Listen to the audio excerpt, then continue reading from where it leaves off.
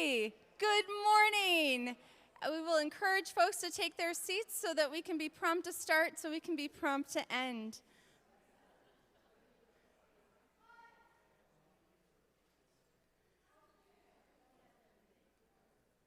I get the fun part of this gathering this morning, and that I get to say hello and thank you. Thank you for carving time out of your morning to be here today, and we are excited to continue to share the updates of the One Easter planning that has been happening, and to field any questions, and hopefully we'll answer, as many of those questions that you might still have during the course of the presentation today. So if I haven't met you yet, my name is Kathy Ford. I currently serve as the Vision Board President, and the large majority of this presentation is going to be given by Pastor Megan and Gary Arrett, who have been instrumental in this particular project. So gratitude to you, gratitude to them, and I'm going to pass it to Pastor Megan to start us with a prayer. Thanks, Kathy. Let's pray. God, you are the one who build in us the gift of community, and we praise you that you call us together not only today, but throughout our lives. Bless this time. May we be curious and courageous as we listen for the ways that you are calling us to bold work and service in your holy name. Amen. Thank you for being here today. I'm going to inappropriately start with an apology, which is that I will have to leave a little early this morning because my kids' dance team didn't ask me when I wanted to schedule their photos. So I will have to leave a little early, but that's not because I don't think this is important. I think this is incredibly valuable, and that's why I'm really glad that each of you are here this morning. As we're about to get started, because what I will particularly miss this morning is the question and answer. I wanted you to hear the answer to a question I got asked at one of the One Easter engagements this past week. One of our members asked what I personally felt about this project. And I want you to know that I am personally incredibly excited about this. There's not a week that goes by that me and Pastor Eric and Pastor Kevin don't sit around the table together in our weekly pastor meetings and say something to the effect of, all right, let's do this, right? This is what we're talking about, because inevitably all of our meetings hinge on some version of how complicated it is to be community together when we're separated into two different buildings. And so it always comes back around to how excited we are, how relieved we will be when we don't have to ask ourselves all these questions of what are we going to do about hillside, lakeside, this space, that space. It's hard. It's frankly kind of exhausting. And we're ready to put that energy into so many other things that Easter is totally and fully about. So, if you want to know where I personally am on this, man, I wish this happened yesterday, because I'm really ready for us as a whole faith community to get into the stuff that God has really called us to do, to use our resources really effectively and well, our time, our attention, our relationship, our space. I'm ready for us to be able to use this in a way that's so meaningful and so efficient and so truly representative of who we are as one community. So if you want to know personally where I'm at, I'm 110% on board, and I don't like when people say that, because it is impossible to be anything other than 100%, and I am somehow 110% on board with this. So thank you for sharing your time with us today, and for bringing your questions, and for going out after today and bringing the answers to these questions out to your friends, into your Bible studies, into your communities, so we can keep everyone connected and informed about what's going on. Now, where we left you probably the last time that we were here is with a concept plan that looked something like this. Kathy? Questions at the end. Thank you. That is a point of clarification.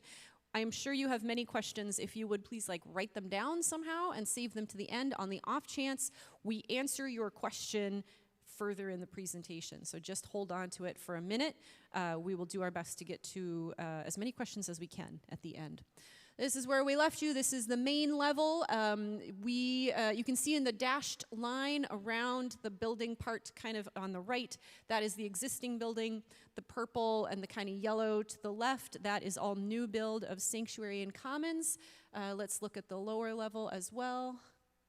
And that's sort of what the lower level looked like. Again, dashed line indicating existing building, admin wing and rehearsal space underneath where the sanctuary and common space were.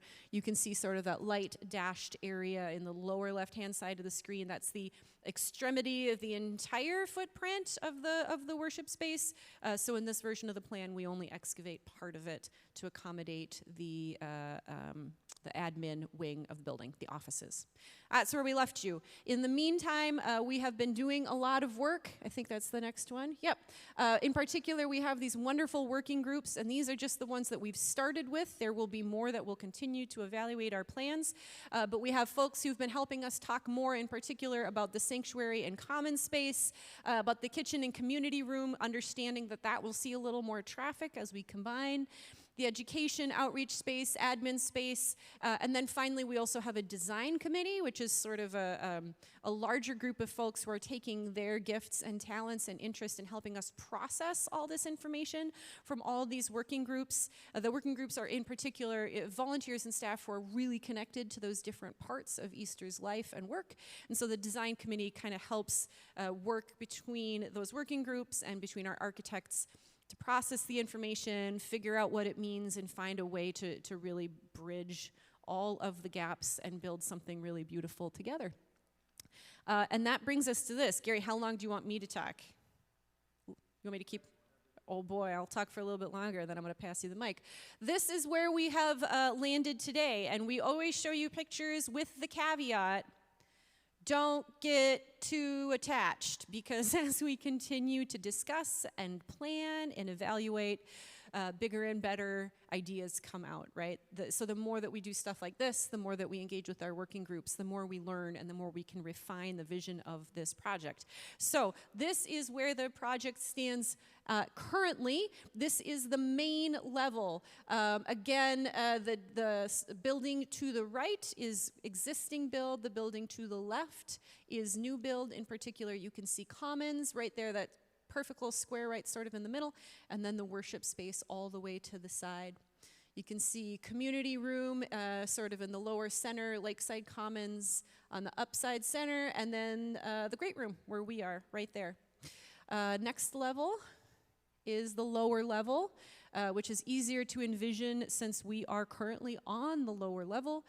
You see here there's a little more development, a little more that has changed in the lower level. In particular, we have the preschool now likely in where the youth room was. We have moved youth space over into the classrooms and part of this great room here, so that that can accommodate that good learning space. And then again, you will see office space over to the left, rehearsal space, and some other moving pieces like mechanical space, stairway, that sort of thing.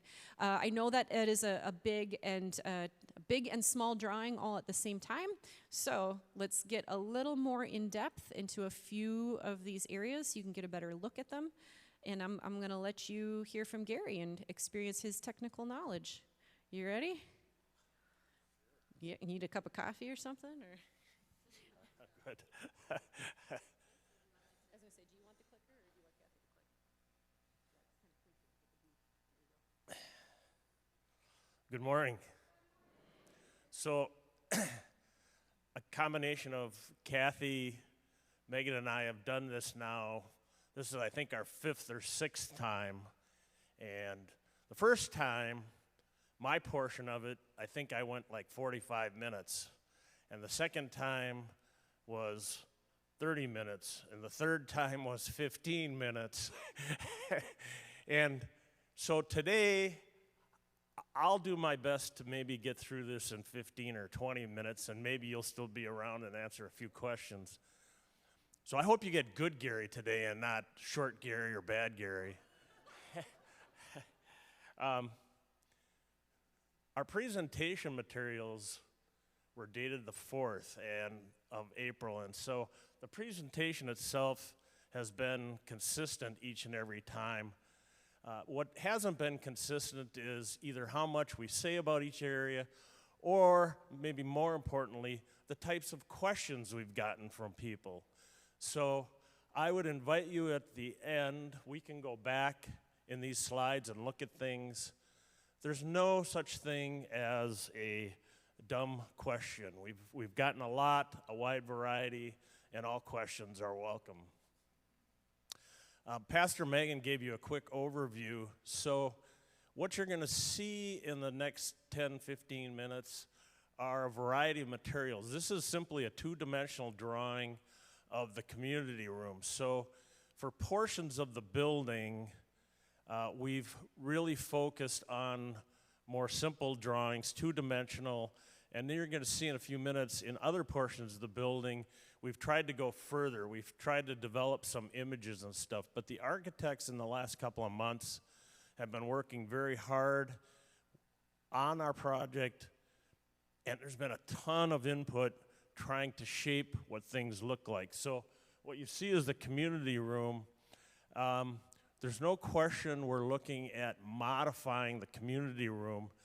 We have heard a ton of feedback on the need to try to find a way to add more space in the kitchen. So one of the things we're looking at is how we can expand the kitchen. So you'll see in this drawing, in the community room, on the right side of the community room, which is the big square, it's still really just labeled community storage, etc., kitchen storage. We haven't developed exactly what that will look like yet, but we are looking at expanding the kitchen, and that's the important point.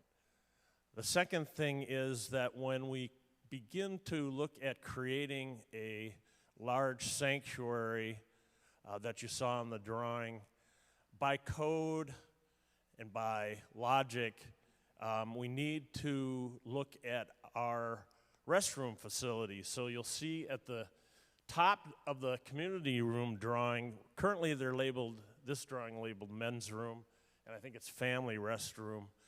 Those may or may not stay that way, but we are looking at how we can add restroom facilities, and using part of the community room is one of the places that we would do that. The large circles are simply representative of tables. So one of the things we asked the architect to do is give us an estimate. If we take part of the community room for kitchen, we take part of it for restrooms, how large is the remaining community room, and about how many people could we seat in the community room? So those circles represent tables, and I think each table has 7 chairs. So in this picture, it shows 10 tables. So it represents an ability to put about 70 people roughly in the community room. And that may still evolve a little bit, but trying to get a sense of what that can accommodate in terms of people. As a lot of you know, we have a wide variety of events. So we have big events, we have small events, and everything in between. So one of the elements we're trying to do as we go through the plan is look at our spaces and how many people those spaces can accommodate for varying sizes of activities. So that's the main thing you're seeing in this drawing. Lakeside Commons. We are looking at how that room might be changed. In this particular drawing, the bulk of Lakeside Commons really doesn't change. The main thing we're looking at is where there are currently office spaces. So we have 3 or 4 staff members who occupy, their offices are up in like alongside Lakeside Commons. We're looking at, because we would be consolidating the administrative area, which we'll see in a minute, we're looking at taking those offices and converting them probably again to restrooms or storage. This particular picture is a women's restroom with a mother's nursing room there. That could change a little bit, but the bulk of Lakeside Commons would remain similar to it is today. And these are just two-dimensional representations. The sanctuary. A little bit of a blow up from the first drawing you saw when Pastor Megan was up here. I want to spend a little bit of time trying to describe the direction of the sanctuary, and you're going to see some fancier drawings in a minute, but north, which is towards the lake, is on the top of the screen. South, towards the parking area, is on the bottom. So on the left side of the screen, we're starting to develop a plan for how the platform, worship area, pulpit area might interact with some of the other things we need to accommodate. So I know the print is probably small, but this begins to show on the lower left corner the idea of a sacristy. We need to have that. As you move further up, there's some storage. And then on the north side is shown a tech room. Those may still change a little bit. And then in between is a stairwell. So the little marks is a stairwell. In the original drawing, we did not show a connection between the sanctuary and the administrative space below. One of the evolutions of this is as we've thought it through and talked to people, we really felt that a connection from the lower level, or lower level, to the main level of the sanctuary was important through a stairwell. So this is showing a stairwell that would connect back of the sanctuary, or front, depending on how you view it, down to the administrative level. Then you have the platform. Up in the very northwest corner is a little circle. The architect's first approach to this, and what they proposed was maybe that would be a very nice area for the baptismal font. And then you see, it's a little hard to describe, but two little rows of 3 boxes each. Those are representing the bell tables. And then as you progress on the platform, again on the left side, you see the pulpit, the altar. There's a wall there that we're thinking we would put in that would be used to possibly conceal, as appropriate, some of the messenger equipment when we might want to use the rest of the platform for other things. And then I wish I had my pointer, but in the blank area below the wall, if you can kind of follow what I'm describing, that would in general be where the messengers would be. So it'd be very much, it's really set up, if you look at this setup here, it's almost identical with the lectern or pulpit, altar, and then space for the messengers. That's kind of the idea there. Moving to the middle of the drawing, this shows about 475 seats.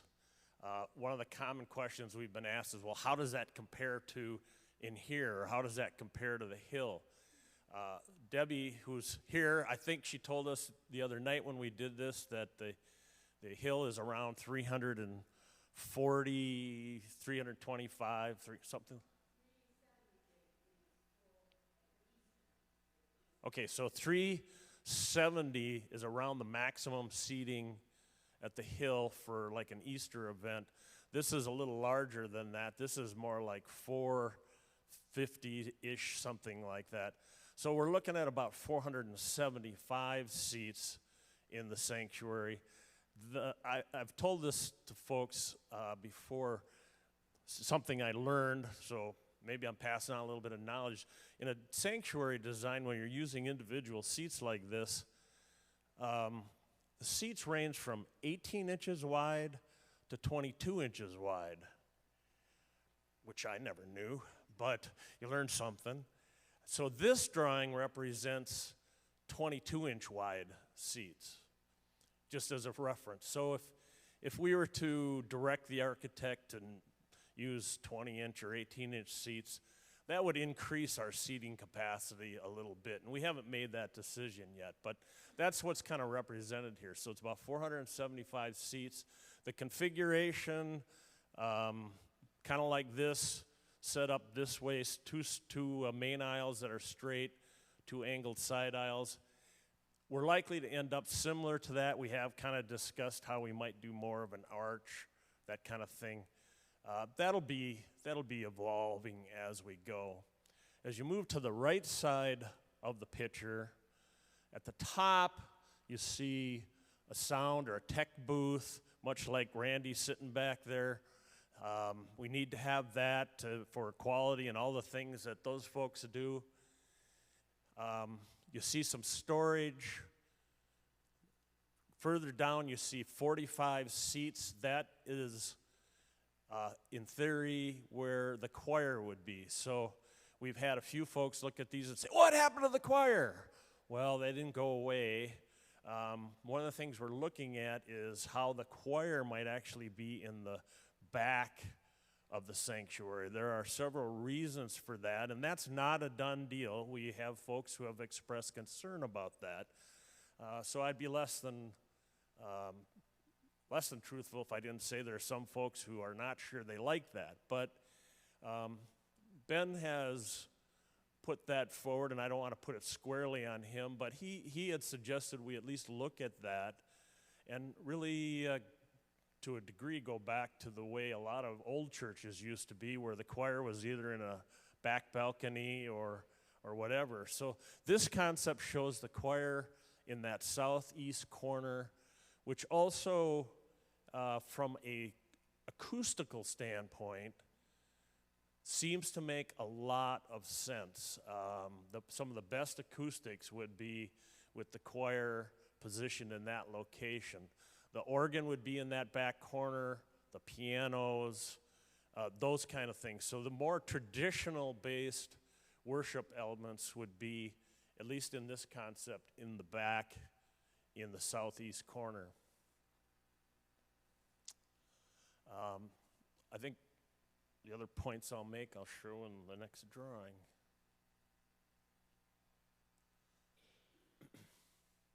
So the architects, one of the neat things with software and technological capability nowadays is that they can take a concept and render a lot of different scenarios. So this is what they called a little bit of a design study. So these are different drawings. What they did was they have begun to look at the sanctuary, and all of these represent, as if you're standing in the back looking towards the front, they're starting to represent a variety of ideas. So each one of these has some different components.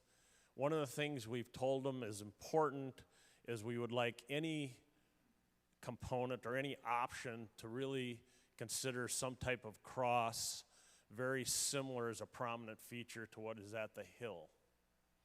Maybe smaller, maybe bigger, maybe a little different color, but some type of cross in the near center of the sanctuary.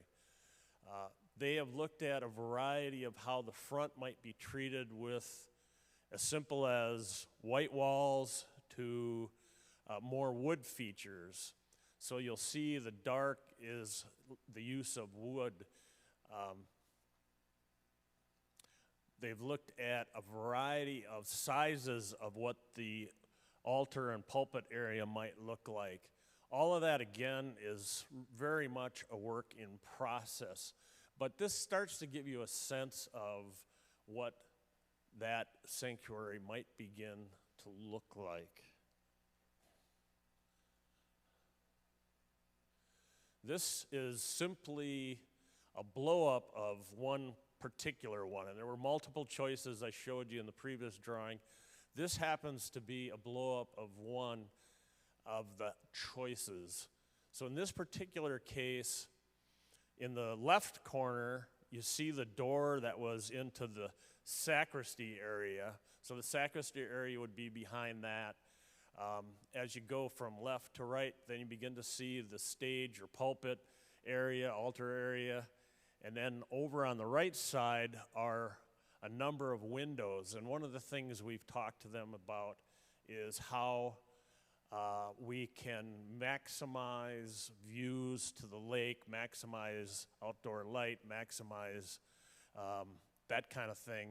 So we're looking at a variety of windows from shorter to taller, but we're definitely thinking about opening up that side of the sanctuary to views and light. There are some challenges with that because with technology and screens and stuff, too much light becomes problematic. So there's a lot of interaction with the amount of light and windows we put in versus technology and screens and that kind of thing. But we're definitely looking at introducing some large windows.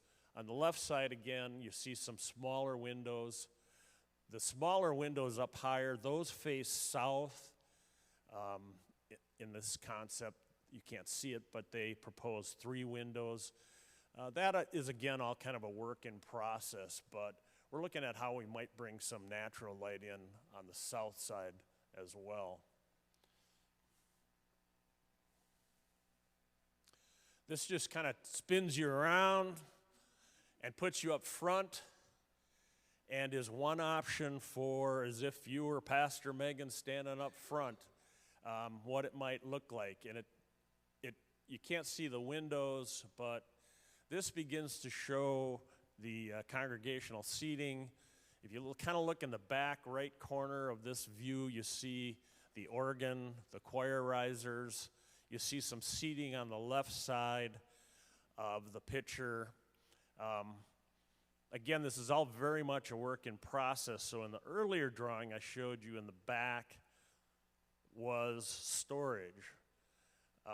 We've had a lot of discussion about whether we really want and need that kind of storage inside of the sanctuary, or would it be better elsewhere? So this particular drawing took the storage away and put more seating back there. So in this particular drawing, I think it's like 35 plus 45, 80 plus 475. It's approaching 550 seats if we did it that way.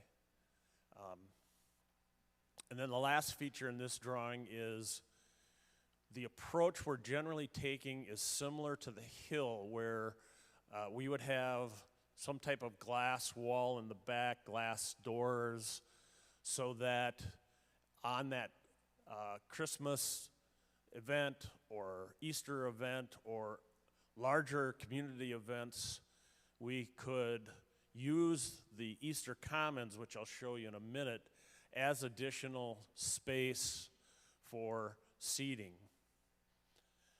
Right now, those doors in this picture represent about 30 feet, which is very similar to what the hill looks like, or what the hill is today.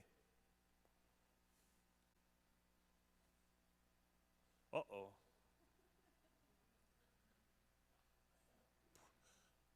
Put a clicker in a rookie's hands, and oh, there you go. Wait, I did okay. Now go back. Go back! There we go. Okay. This is the concept behind Easter Commons. So, this is a large narthex. This is a large community gathering space. The back doors of the worship are on the left side of the screen. On the southeast or lower right corner is a connection into the community room.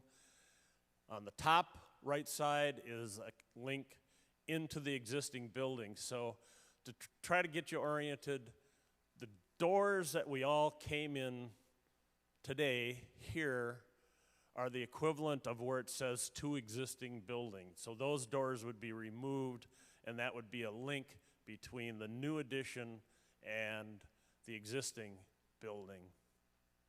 A few features I would point out here. Again, in the upper left, we're looking at up there right now, that's, I think, designated as a usher closet, if you will. Straight across from that to the bottom, big blank box. One of the tricky parts is how we get mechanical ventilation up into the sanctuary. So that's kind of a mechanical chase. You can see on the lower left the double door entry. Right now, this building has actually 4 doors. I think the hill is 4 doors. This drawing shows 2 doors. That's the kind of refinement we're still working on. Is 2 doors the right number? 3 doors, 4 doors? So we're trying to evaluate that in terms of entry from the outside into the Easter Commons. You see a number of seating, so all those little circles and squares are the idea of trying to make seating really more typical in Easter Commons from what we have today. And then on the right side of the picture is a coffee station or hospitality bar, that kind of thing. This one's pretty large. We are in the process, I think, of really debating how large that really needs to be or wants to be. So that will likely change, but we are looking at some type of coffee station or hospitality area in Easter Commons here. You see the stairs in the middle top of the drawing. Those are the stairs that would go down to the lower level, to the administrative area, and the rest of the lower level building. One of the things that's come up, and so I'll address it now, is, well, where's the welcome station? And the answer is we don't know, but we do think one is important, and we are exploring a number of ideas ranging from a fixed kind of welcome desk. Think about right upstairs here, large welcome desk fixed. Think about the hill, a more mobile version. So we're looking at what that might be: mobile, fixed, big, small. Nothing's decided yet. We've talked about that occurring, whether it's fixed or mobile, like in front of those stairs. We've talked about it being a part of maybe one end or the other of the coffee bar or the hospitality area. So those will evolve as we continue to work through the ideas and get input, but that would be one of the elements in this area.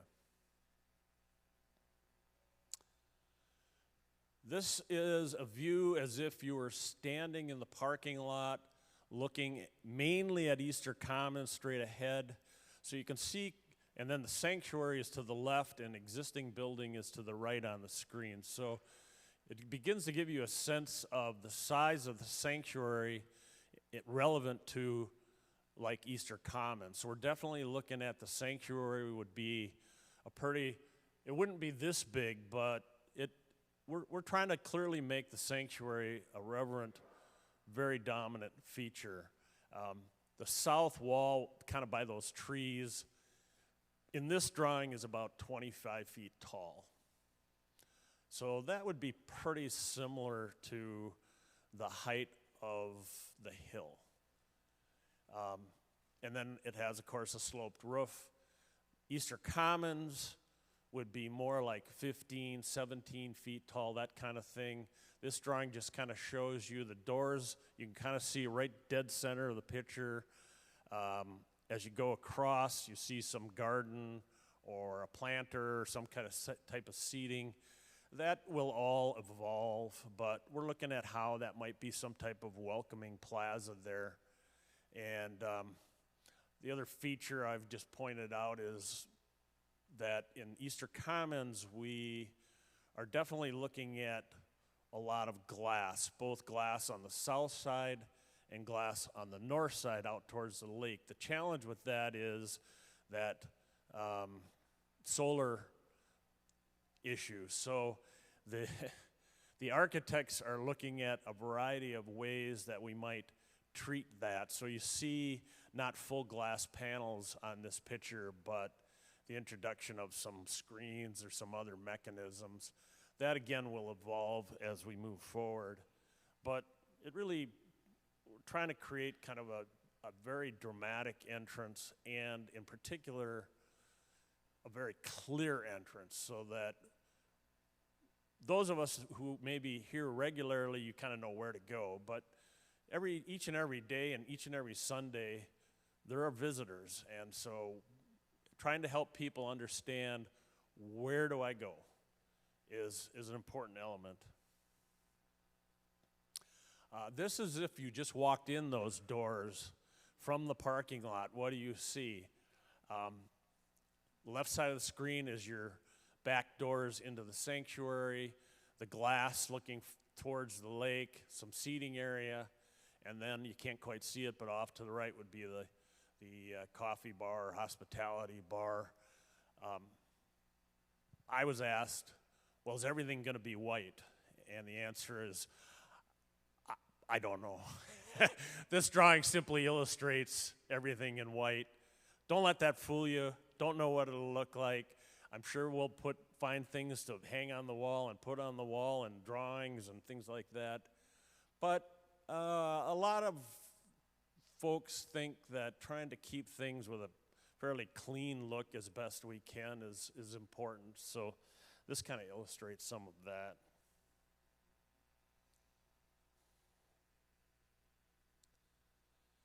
This would take you and put you on the other side of the building. So this is if you're standing down by the lake looking back towards the sanctuary.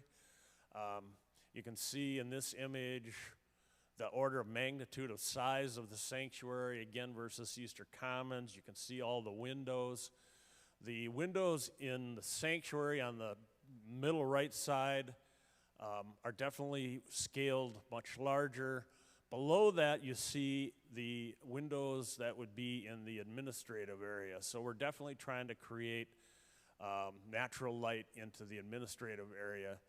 And don't count up the windows and say, Gary, you lied to us.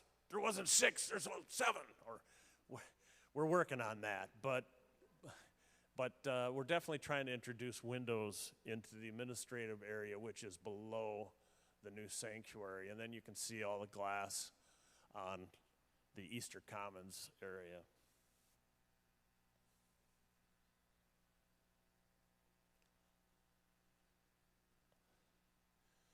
This just puts you in the seat of a drone or a helicopter looking down.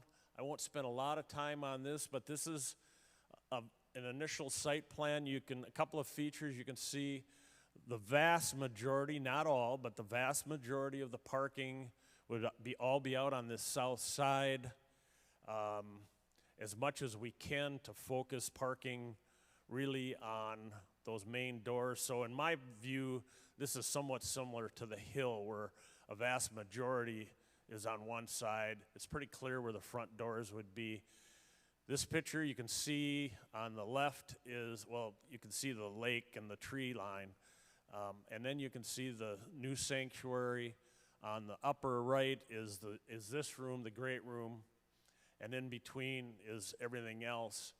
A couple of features just to point out, we're beginning to study where we would put a playground. So up in the upper right corner, you can see a concept for a playground space. We're working carefully with how that playground space might fit with outdoor worship. Want to emphasize outdoor worship is still highly valued by everyone, and so we are not looking at taking away, or we're trying to not look at taking away any outdoor worship space. We're trying to look at how outdoor worship and a playground might fit in. A lot of work to be done here. The white bands, if you will, in that upper area are sidewalk. We're trying to look at how accessibility can be introduced, an ADA level accessibility from the upper parking area down to the lower level. So that circular white band is, in theory, a sidewalk which would be designed and built to ADA standards to get someone down into the lower level. Because there would be traffic from the preschool area up to the preschool playground area or to the playground area, we're looking at how we might create some concrete type walkways so that if you go out there at certain times of year, it gets kind of muddy, and how we might make that transition. This shows a strip of sidewalk right down through the outdoor worship area. We've talked about that, and that's not very popular, so I think we'll look at how we can move that to one side or another. But there's a number of things we're starting to look at there. And then I would just point out, almost in the center is a green area called a meadow or a field. And we're looking at how we can design that area on the west side of the sanctuary to create some open green space for a variety of events.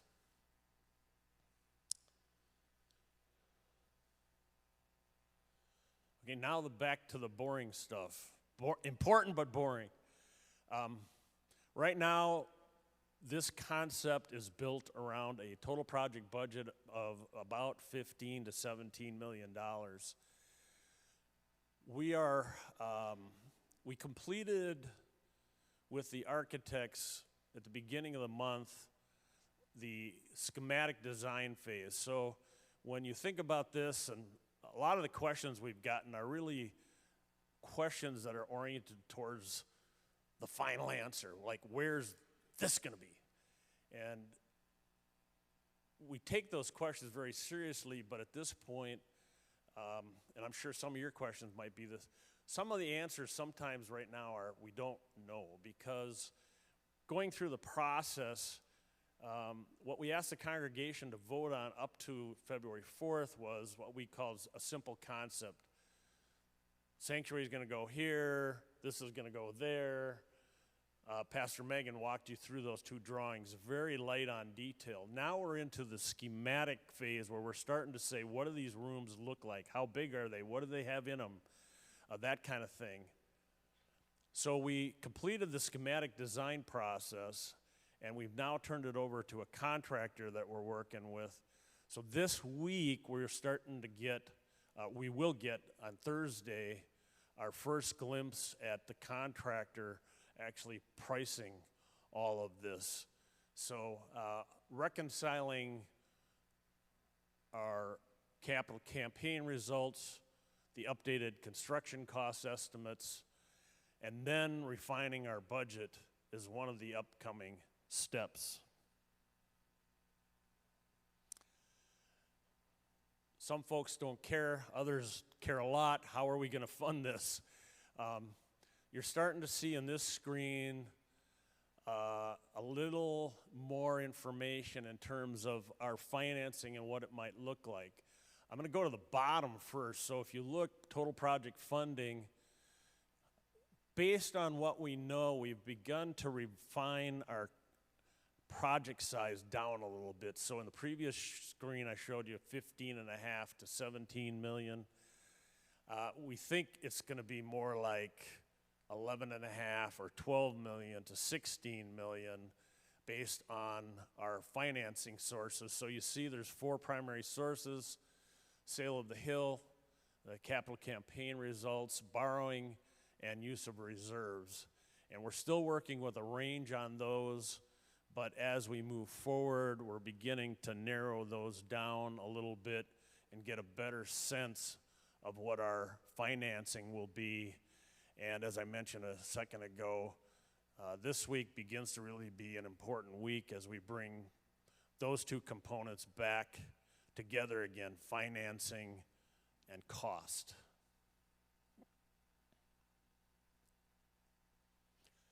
We are still working with a schedule to do everything we can to advance the project to groundbreaking this fall. We're doing everything we can to move the commons and sanctuary and the lower level space, which includes administration, for occupancy a year and a half from now, fall of 2025. And then any components or some of the components that would be renovation, like anything on this level in the existing building, maybe some of the kitchen, that kind of stuff, would be likely sometime after 2025 and before the summer of 2026. And the pure logic of that, or the main logic of that, is the impact of construction of the new facility will be significant. We cannot get away from that, but we need to continue to operate out of this building. So if we were to tear up and remodel all of this and do all the new construction, it'd be very, very hard to do what we do in this building. So we're looking at how we would stage the construction. Again, very preliminary, but that's our current thinking. New construction first, remodel second. Just about done. There's a lot of things going on, a lot of activity, and frankly, a lot of people involved, which is great. We're continuing the design process. We're now beginning to enter the process we're calling design development, and that's where we're starting to take and really start to develop more of the details. So to this point, we haven't talked about colors or carpet or tile or any of that kind of stuff. But as we move forward, we're going to begin to have those conversations. So we're starting to move into those next steps. We are reconvening these working groups that Pastor Megan mentioned early on. In fact, this week, so a lot of this design stuff that you just saw are going back to these working groups to provide input, to review. Each of those working groups is about 8 to 12 people roughly, a variety of different folks, staff, a few design committee members, and then other folks at large are participating. We're updating the cost estimates. The capital campaign is ongoing. We have a finance group that's working on how all of this makes sense financially. The Hill property is being marketed. We didn't put up a big sign up front, or you don't see it in the paper, but we are actively marketing the Hill, and we are actively getting a lot of interest, which is a good thing. And then congregational involvement today is one of those, and we hope to continue to tell you the story and what we're up to as we continue to go forward. So, before you bombard me with questions, Pastor Megan ran out, the dirty rat. But, so, questions are welcome, and I will do my best, to give not only my answer, but what I think Pastor Megan's answer would be, because I've heard her answer a lot of questions multiple times. Dean.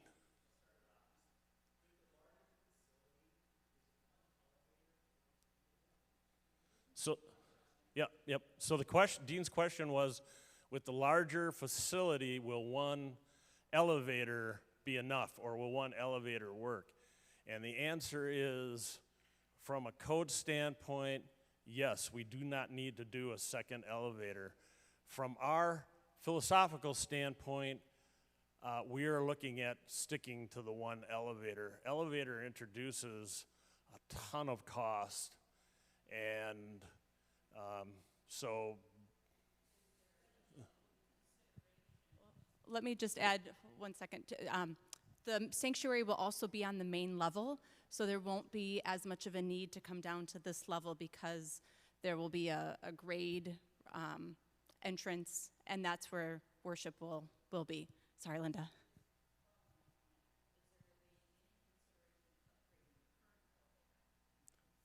So the question is, will there be any consideration to upgrading the existing elevator? And the answer is, at this point, we have not considered that.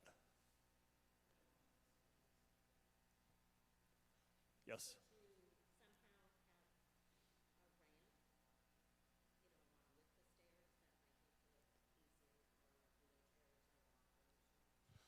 So the question is, will we have a ramp that will make accessibility for everyone easier? And the answer is, well, it depends on what you're talking about, but the general answer is yes. So as Kathy was just mentioning, with the sanctuary and Easter Commons being on the main level, our definite approach is that coming in from the parking lot will be all essentially flat. There will be no stairs entering the building, so you would enter without stairs into the Easter Commons. Sanctuary would be without stairs. The community room, Lakeside Commons. Obviously, coming down here to the lower level is going to be either the elevator or stairs. We have not contemplated a ramp connection to get from the main level to the lower level.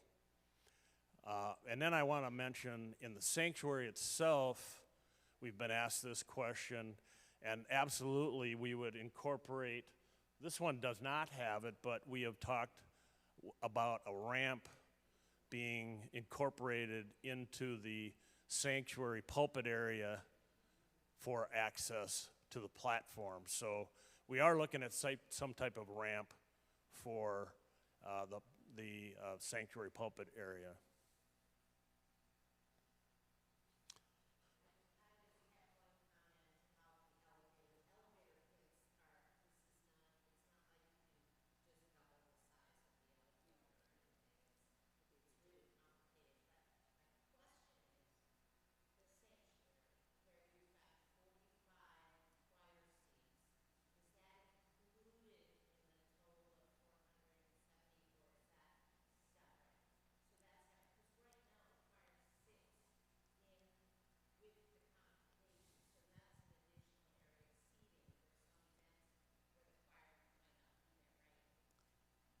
Correct.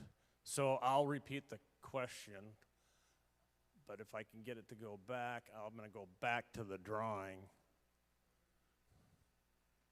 So bear with me here. I'll use this drawing. So the question was, how do the choir seats that were shown in the back, how are they accounted in the total seating count? So I'm going to go back one more. So in the main congregational area, it's 475 seats. We then show, in this drawing, another 45 choir seats, so that's in addition to, and then in the concept that I mentioned where we didn't have the storage on that upper side, but we used seating there, that was about another 35 seats in addition to 475. I wouldn't be sure that we will end up at exactly that. We've had discussion. Ben, for example, this shows the choir setup being 3 rows, and one of the feedbacks was, no, that should be 4 rows. So, and it may be 45 seats, it may be 40, that's all part of the evolution here. But, and then the other comment is, we did look at how the choir setup may actually kind of rotate around the corner and be more of a 45-degree angle type thing. So all of that will be refined. HGA does have it's always hard to say this, acoustician. They have a lady who is very experienced in designing sanctuaries for sound. So a lot of this, what goes where, how it's set up, will be coordinated through a lady who is more experienced in that kind of thing. So, just want to also add 2 things with this drawing. I think early on there were some questions if it would be a sloped floor or a flat floor.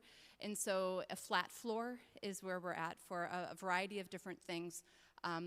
One, for accessibility, but then also the width of the sanctuary will not be really any greater than this building or where you're sitting right now. So if you're sitting at the back row, you won't be further back from where you are currently.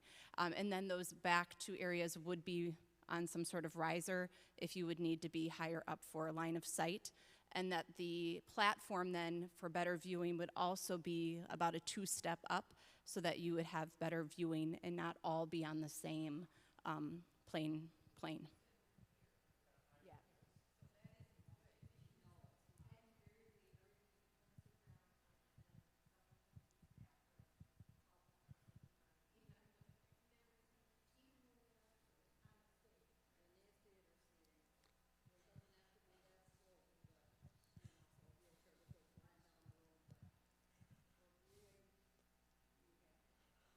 Well, so everybody can hear, the folks in front are rendering the opinion that, I don't want to misquote you, but that this setup isn't quite good enough, that we either need to modify the floor with some type of slope or even bring it up a little higher for viewing. And the answer is that may be true. Balancing those is the important thing.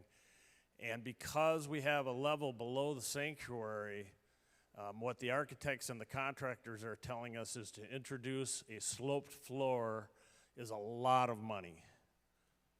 So we are definitely leaning towards the floor will not be sloped. I'm not going to say that 100%, but we are looking at, if we're making adjustments, how we might adjust the platform elevation more than the floor. And as I mentioned, I'd emphasize this again, we're definitely looking at how we can introduce a ramp so that as that platform goes up, we can still incorporate accessibility. Lori.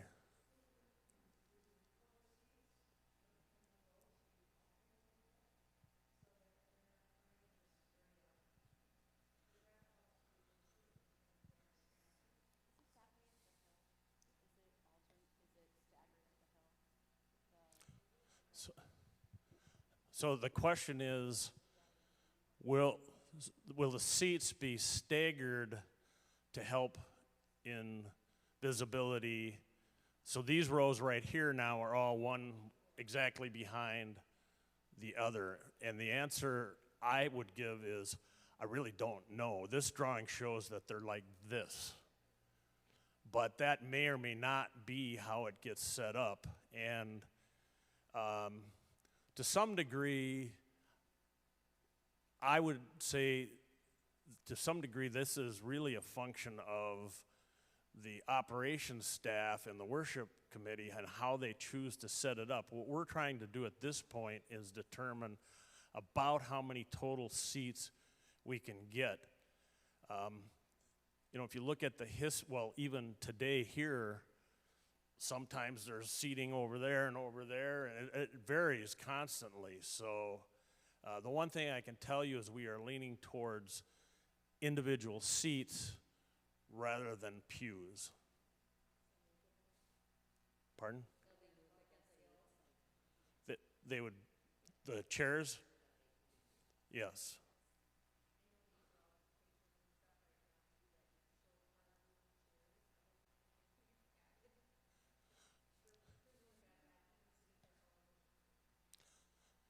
So the question basically is, what will the chairs be like? And the answer is, we haven't got to that point, but we will definitely look at a variety of choices.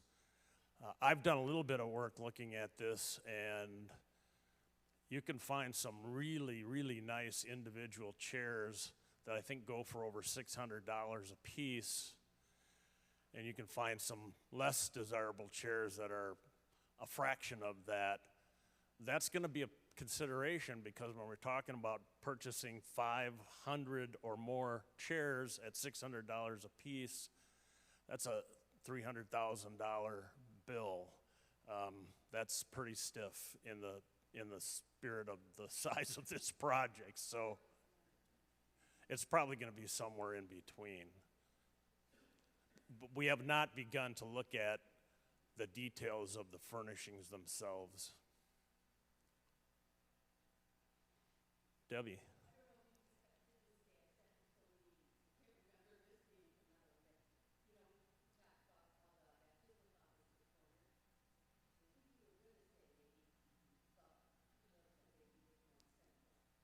Yep.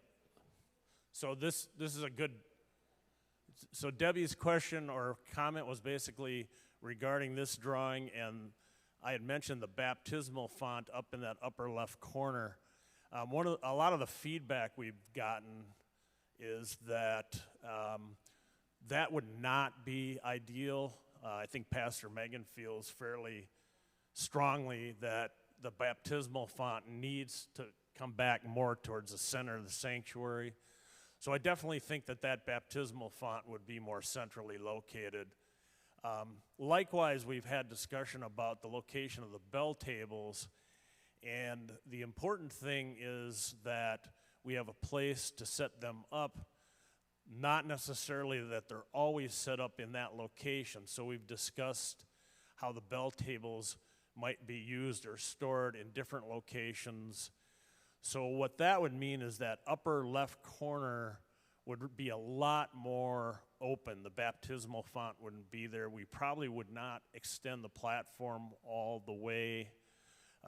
There's a lot of folks who feel strongly about, you know, the kids area and how that might be incorporated in. So we've talked about how that might be a location for incorporating in the kids area.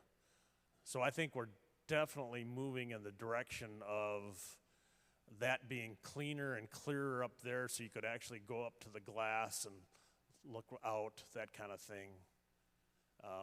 And those things would be replaced in the sanctuary somewhere.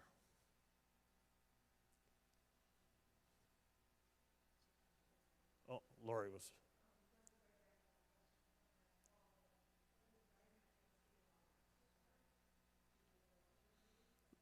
The question is, where are all the exits going to be? You can see in the lower left corner, right by the sacristy, there's an exterior door there. There are no other doors straight to the exterior in this concept. You would have the stairs down to the administrative area and then the back doors. So there'd be basically 3 ways to exit the sanctuary.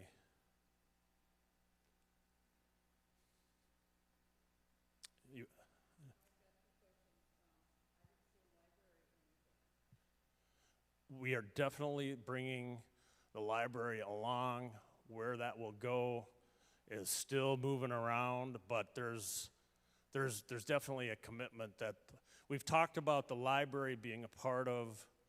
I don't know if I can.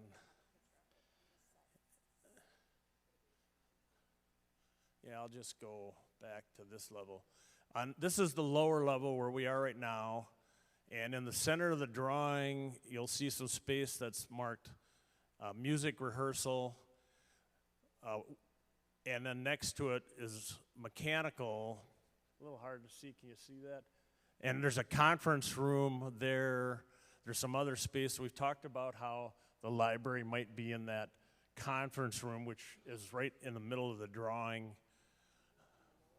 That's on the lower level.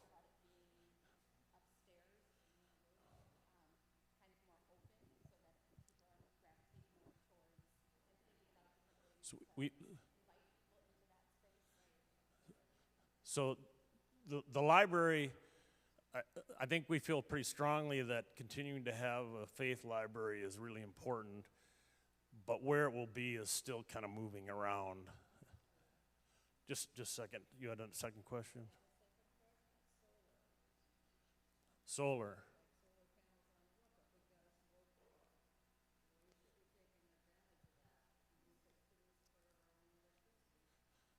So the question is solar and how we might incorporate that into the building. We have definitely had discussions about a variety of sustainability techniques, solar being a very logical one, particularly because the way the sanctuary roof, specifically the sanctuary roof, is going to be oriented, it's going to be about as, frankly, perfect as you could get for solar. So we've had discussions about that. The architect, as a part of their scope, is hired to do an evaluation of that, to look at how we could incorporate the backbone for solar, whether we would actually install and design the roof to accommodate solar panels. Whether we incorporate solar or not initially is going to be a matter of budget, because the upfront costs are significant. Okay.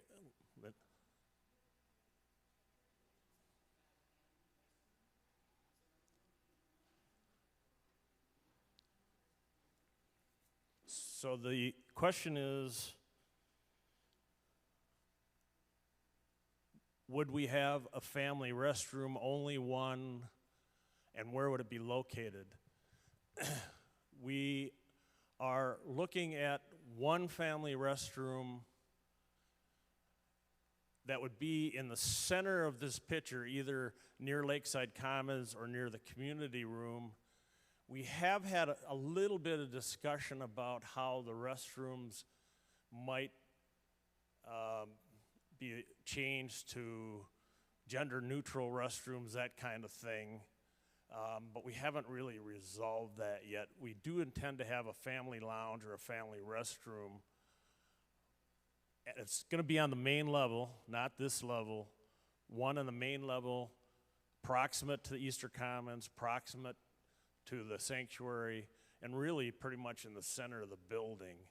But we haven't resolved which side or that kind of thing yet.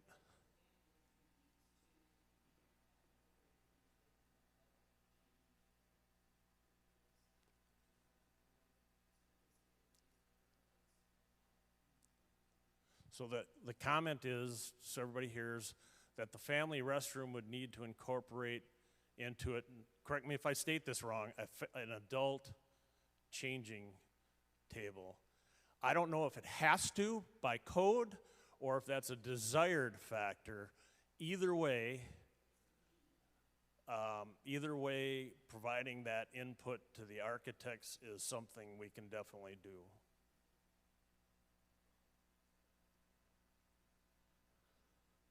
Royce.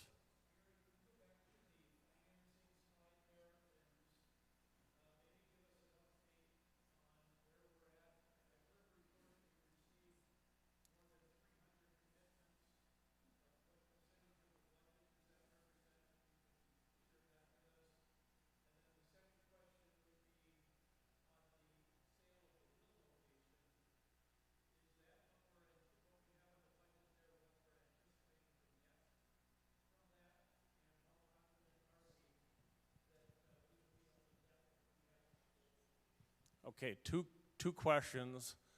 The first is on item B, the status of the capital campaign. We're showing 4 million to 6 million. 6 million was the goal we set. 4 million reflects, now this far into the campaign, maybe a more realistic result.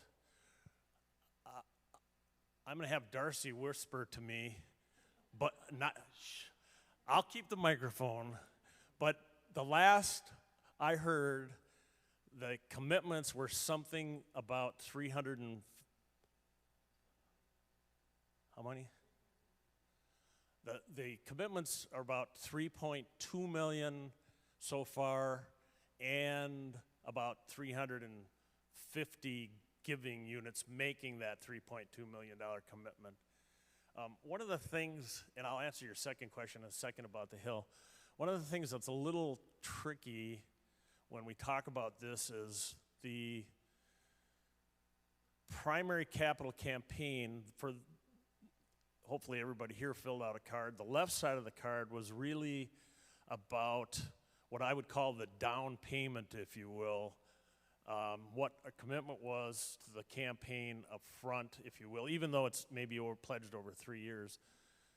The other component is that part of the financing is dependent upon an increase in the annual operating budget, and that's probably more detail than matters, but it's also important that the support for the yearly operating part of the budget, that's just as important or equally important, because at the end of the day we want to retain staff and execute our programs. So the sale of the Hill, we have had an appraisal done. We have had now more than one offer on the Hill, and those offers have been right in that range that you're seeing on the screen. Even the expressions of interest are a little different because we've had interest from buyers who basically want to come in, buy the building, and boot us out. We've also had the good fortune of having a couple of buyers who expressed, or potential buyers who have expressed interest and said, we'll work with you to allow you to remain while you're building your building and continue occupancy for some period of time. That's important because how they approach what they're willing to spend is somewhat driven by how they view it. Right now, I can tell you we are working with a potential buyer who has been very accommodating in allowing us to stay at the Hill for an extended period of time with a leaseback term, but an upfront purchase, which has a lot of attractiveness because, if we're talking this order of magnitude, to get $3 or $3.5 million in the door in the form of a check up front helps us tremendously with our cash flow. It helps us tremendously with our need to borrow or delay borrowing into the process. When you borrow, you pay interest. So those kind of things. So we're pretty encouraged. We've had a lot of interest in the Hill, and so we've had the good fortune of trying to target potential buyers that we think maximize the best price we can get with our ability to continue to be there for a while.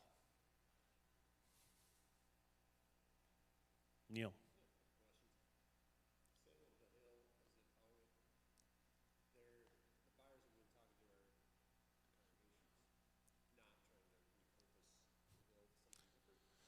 So the question is, what types of buyers? We have had inquiries from everything from more commercial, buy it, knock it down, do whatever they're going to do, to other congregations who are typically what we're seeing is congregations that are in other parts of the community from as far away as Richfield, another one that I think was Bloomington, where they are experiencing growth. They're in either lease facilities or smaller buildings, and our building presents an opportunity to provide them more space, and it's still located centrally enough to their congregational base that they feel that they can continue to attract and grow their congregation. So it's a variety of reuses similar to today, and then a few folks who have inquired and said, well, how about if we knock it down and we do something else, and kind of everything in between. So.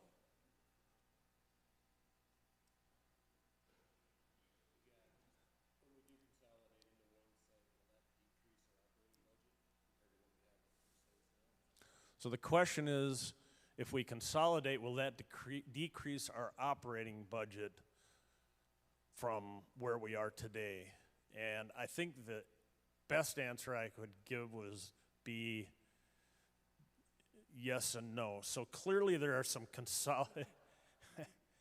well, I don't have an exact answer. I mean, I'll be straight up. I don't have an exact answer because what we do know is we have a very good handle on what our operating costs at the Hill are. We have a good handle on what they are here as well. I think Darcy and a group of folks have put together a spreadsheet that goes back probably approaching 10 years, I think, of tracking our operating costs at each of the facilities. Clearly, those operating costs go away when we no longer have that facility. What's harder is when we add on the sanctuary and the building here, what are the new operating costs? What we do know is from an operations standpoint, part of the reason Pastor Megan stood up here and said she's 110% behind this project is because what we really believe is that the day-to-day operations for staff and us as a congregation will improve dramatically. So, and that's kind of a hidden operational cost that is a little harder to quantify, but there definitely will be, I think our preliminary thoughts are that the hardcore, utilities, things like that, those costs are probably going to be about at wash, maybe a little greater because of the square footage we build, that kind of thing. But there definitely will be some efficiencies. Yeah, a simple example is we no longer need to own two of everything. We own two of a lot of stuff.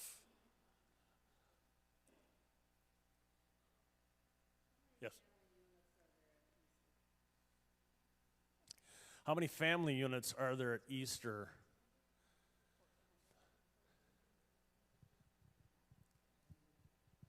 So the answer is roughly 1,400 giving or family units. I think I actually just saw this report and it was like 1,600, of which 1,237 are defined as active or something like that. So 1,400.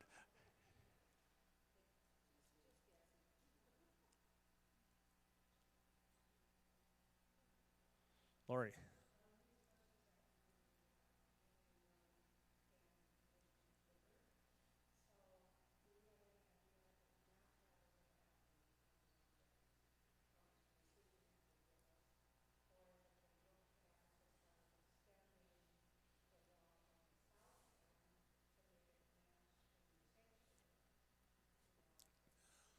Okay, so the question is really the overall capacity of the community room. And the back half of the question was, have we looked at how we might move the south wall of the community room out to gain more capacity? And the answer is we have not looked at that because the cost of that from our perspective is frankly kind of unmanageable at this point in the project. Flip side of that is the north side of the room and how much of the room might be used for either the expanded kitchen function or the restrooms. And we have looked at a variety of options. There are no conclusions, but the dark band there is the fireplace wall. And that is a load-bearing wall that has a full height chimney for the fireplace. And the roof line is different there because the roof of the community room is a peaked roof and the flat roof over the area. So we've looked at ideas that have actually thought about removing that wall so we could save the community room space and push some of those functions more into the current gathering space up there. I would not say we've made any decisions on that. I would say that in talking with the architects, the impacts of moving that fireplace wall is pretty costly and pretty significant. So whatever we do inside the current community room space for other functions is yet to be resolved, but we're likely to put those functions in the community room space and lose some of that capacity because moving that wall is a pretty significant thing.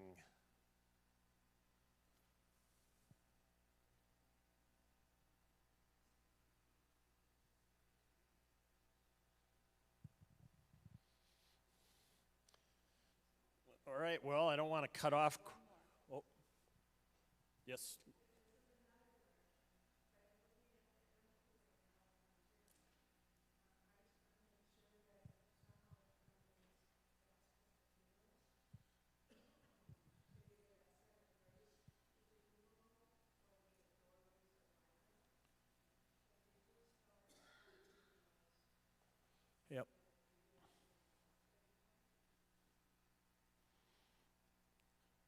one too far.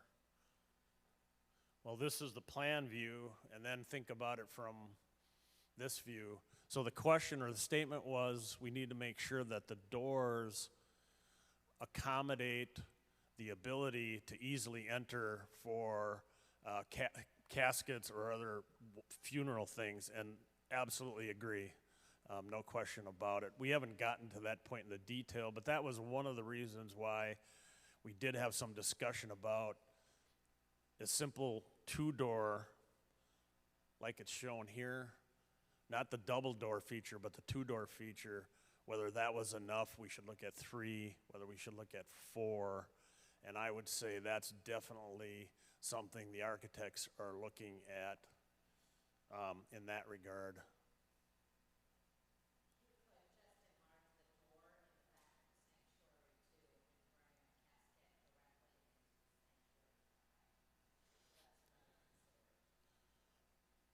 You're right, but we have to get them into the building first, which I think was Lori's question.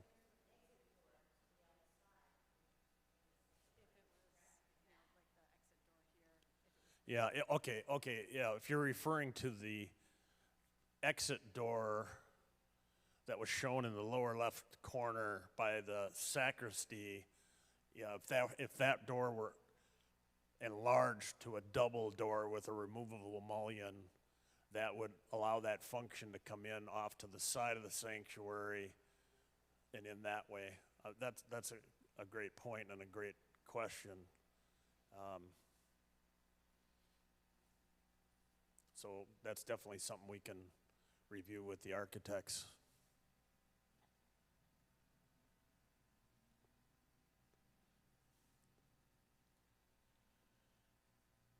I'm just going to advance to our last slide, which just provides a tad bit more information.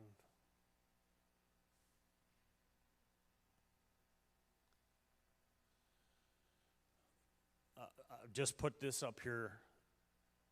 So some of these dates are already old as we move forward through the project, but these are just some of the meeting dates simply in the month of April as we continue to try to refine this. So our design committee met on the 11th. We're meeting again on the 25th. We have a finance group, finance board. This is all going to be reviewed with the Church Vision Board on Tuesday night by Kathy and Megan.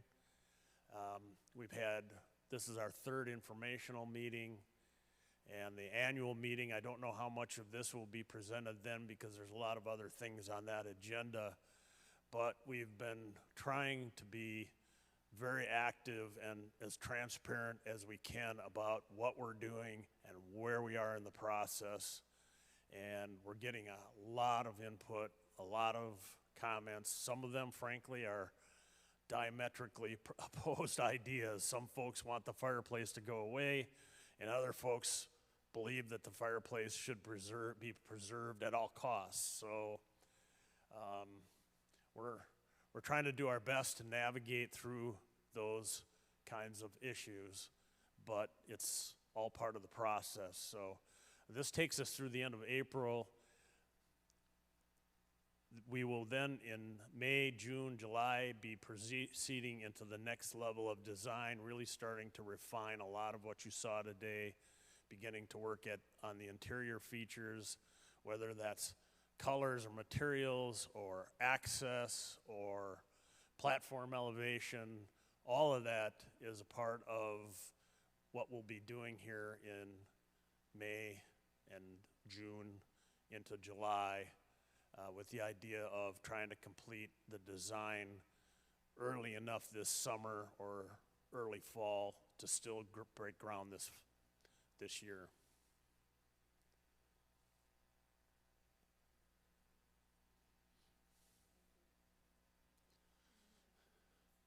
Oop. Carrying your coat. Any other questions?